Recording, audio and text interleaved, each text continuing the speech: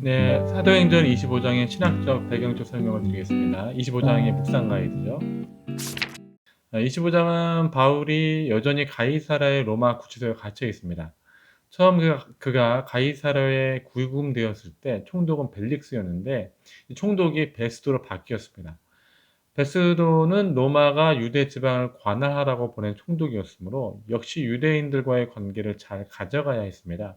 베스도의 성격을 알 수 있는 부분이 있는데 부임한 지 3일 후에 바로 예루살렘으로 내려가서 유대 지도자들과 만나게 되거든요. 매사가 계획과 원칙을 가지고 일을 하는 것이죠. 아마 베스도가 예루살렘으로 내려가면서 그냥 내려가지 않고 앞으로 어떻게 유대 지역을 관리할지에 대한 청사진도 함께 가지고 갔을 것입니다. 그런데 예루살렘에 도착해서 유대 지도자들의 얘기를 듣는 가운데 이들을 효과적으로 통치하고자 하는 상황에서 유대인들의 관심이 다른 데 있음을 듣게 됩니다. 오직 한 사람을 향한 고발건을 접수받게 되는데 바로 가이사라에 구금되어 있는 바울을 향한 재판입니다. 2절의 표현처럼 대제사장과 높은 유대인들이 바울을 고소하며 유대인들을 잘 다스린다는 것은 바로 이 바울의 재판권을 잘 해결하는 것이라는 압력을 넣는 것이죠. 특히 그들이 원하는 것은 바울을 예루살렘에서 재판하는 것입니다. 이 이유는 3절의 내용처럼 매복하였다가 그를 죽이려고 했기 때문이죠. 충분히 이제 막 부임한 베스도의 입장에서는 그렇게 허락해 줄 내용입니다. 그러나 베스도는 피고 바울을 원고들이 있는 예루살렘으로 내려보내기를 거절하고 대신에 가이사라에서 재판하기로 했습니다. 그런 걸 보면 베스도는 원칙주의자인 것 같아요. 유대인들의 계략이 실패한 것이죠. 사실 이 모습은 바울의 생명을 앞에 두고 배후에 여러 가지 계획이 있지만 하나님이 바울을 보호하시는 과정 중에 베스도를 사용하셔서 거절하시는 모습입니다. 하나님은 계속 베스도의 성품을 지금 25장에 사용하시거든요. 왜냐하면 바울을 향한 하나님의 약속이 로마로 향하고 있기 때문입니다.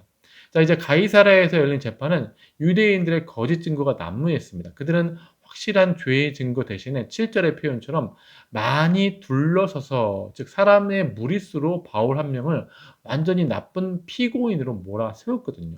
이런 모습은 유대인들을 잘 통치하기 원하는 신임 재판관인 베스도를 압박하기에 충분했습니다. 하지만 말씀처럼 그 어떤 증거가 실제적으로 제시되지 않았고 압박만 남게 된 것이죠. 베스도는 원칙적인 사람이라 확실한 증거가 중요했던 것 같습니다. 베스도는 바울에게 예루살렘으로 내려가 자신 앞에서 두 번째 재판으로 신문받을 의향이 있는지 물어봅니다. 아마도 베스도의 숨은 동기는 유대인들의 증거가 이제 부족하잖아요. 차라리 예루살렘에 더 많은 유대인들이 확실한 증거를 제공할 수 있겠다라는 생각이 들었던 것 같아요. 베스도의 이런 의향에 유대인들의 계략이 성공하고 하나님의 보호하심이 사라지는 것 같이 보입니다. 더 확실한 증거를 이제 찾기 원하는 것이잖아요. 예루살렘으로 내려가자는 이 원칙주의의 이 베스도의 물음에 바울은 이제 답해야 합니다. 8절에 보면 바울은 베스도의 제안의 부당성을 느끼며 자신이 유대인의 율법과 성전에 대해서 죄를 짓지 않았다고 말합니다. 그리고 이 모든 무혐의를 봤을 때 자신이 예루살렘에 올라가서 재판받을 필요가 없다라고 말하죠. 대신에 바울은 로마 황제 가이사에게 재판받겠다며 이 사건을 로마 본국의 사건으로 이제 자기 로마 시민권을 활용하여 상소하게 됩니다. 모든 로마 시민은 가이사에게 호소할 권리가 있었기 때문이죠. 오늘날 한국식으로 말하자면 가장 상위 법정 기관인 대법원으로 바울이 상소를 한 것입니다. 사실 로마가 이제 다스리는 지방의 총독들이 어떤 재판을 할 때 배심원단을 꾸려서 재판을 하게 되어 있는데 만약 바울을 데리고 예루살렘에서 재판을 진행했다면 그 배심원들은 사내들인 공회의 유대인들이 될 수 있었기에 바울은 로마 시민들로만 구성된 배심원이 있는 대법원의 법정을 요구한 것입니다. 그곳에서 로마 시민들에게 자기 사건을 통해서 무엇을 복음을 전할 기회를 가지려고 하는 것이죠.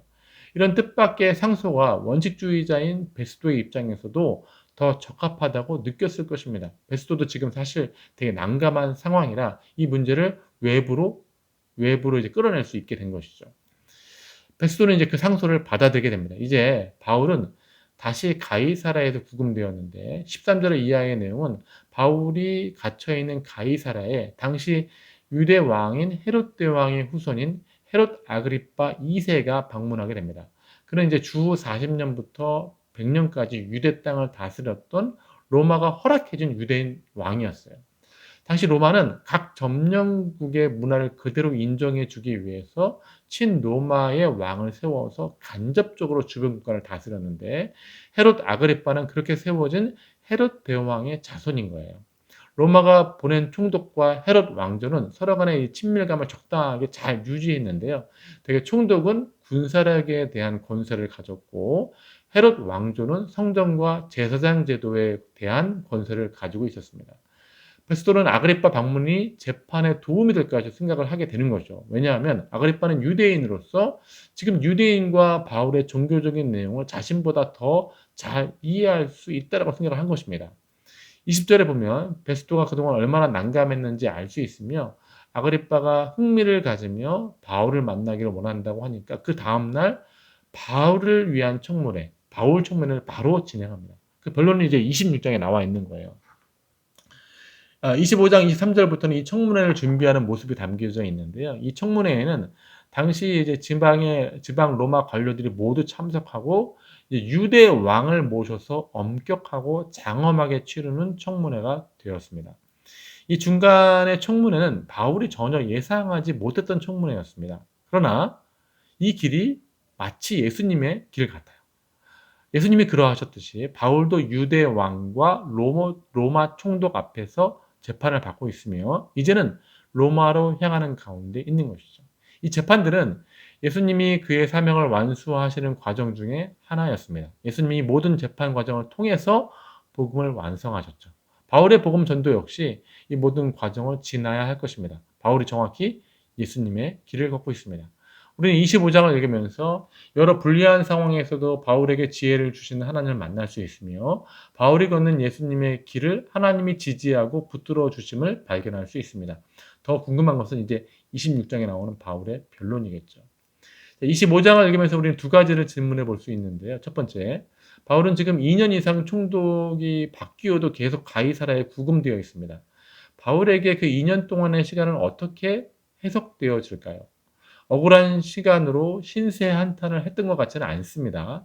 바울은 그 인연을 어떻게 받아들였을지 오늘 본문의 내용을 읽으시면서 전도자 바울이 가진 마음을 생각해 봤으면 좋겠습니다. 두 번째 질문인데요.